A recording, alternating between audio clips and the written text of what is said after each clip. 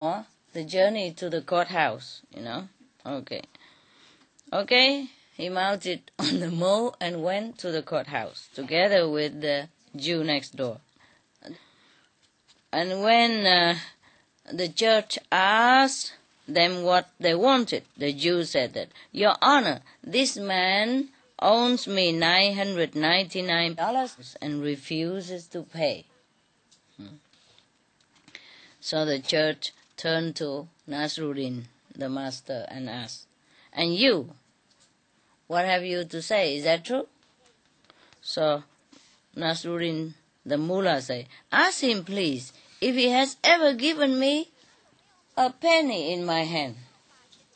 So the Jew then told his whole story, at which, the mullah, the teacher, laughed very loud and said, "Your Honor, please, this man is my neighbor. He's probably heard me counting my money. The Lord has indeed given me much, and he is able to give me 1,000 times more. As for this Jew, he would rather die than give a penny to a Mohammedan. Your Honor, he wants to swindle my money. I should not be at all surprised that if you were to ask him about the mule I was riding, he would say that belonged to him also." So the Jew was frightened, that he might lose the mule also. He said, Yes, Honor, the mule belonged to me. That's mine." "It was because you would not come to the court on foot that I got it for you." And now the judge began to feel that the Jew was a little bit kaput in his head. Yes. So the mullah has noticed the attitude of the judge, begins smiling and say, "Yeah, he will tell you also that the coat I'm wearing on my back is also his, Your Honor." So of course the Jew lost all the coolness because he worried, and he said, "Of course it's mine fur coat. Of course it's mine too." The judge was very indignant now and lost all belief in the Jew. So he was, scolding him, say, "You not only try to rob the poor Muslim of his property, a man who is so universally respected and such a decent man as he is, yes, and now you even dare to treat our court with contempt. Enough, you go home now, out." So they throw the Jew out of the court. The mullah went home in grandeur, riding the mule and wearing still the coat. When he arrived, he sent for the Jew next door, who sat there crying in despair. So Nasruddin gave him all his property back, and having made him happy, he gave him some advice as well. Never mess between God and a devotee like himself, and not to treat God's servant with disrespect.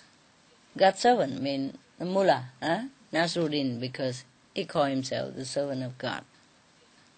The Jew, after almost lost his soul to this lesson, promised, heaven and earth, he would never mess with a Muslim again.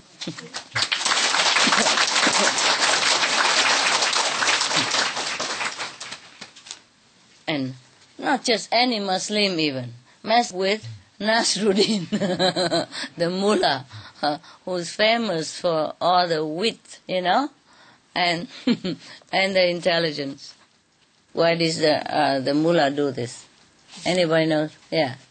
Wahrscheinlich wollte er damit zeigen, dass er sich nicht einmischen soll in Sachen, die ihn nichts angehen. Yeah, that's true. He knew that the Jew was always nosy.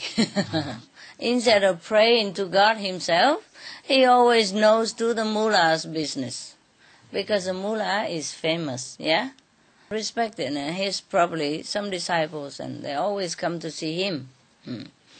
So the Jew feeling maybe a little curious and also maybe jealous.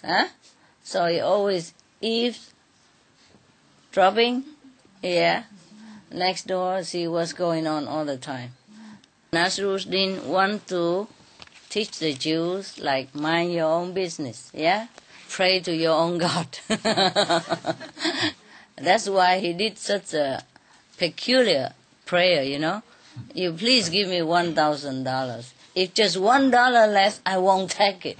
Because he couldn't catch the Jew that nosing into his business, so he has to do this in order to catch him, Otherwise he would never can prove it, that the Jew was always nosing into his email to God,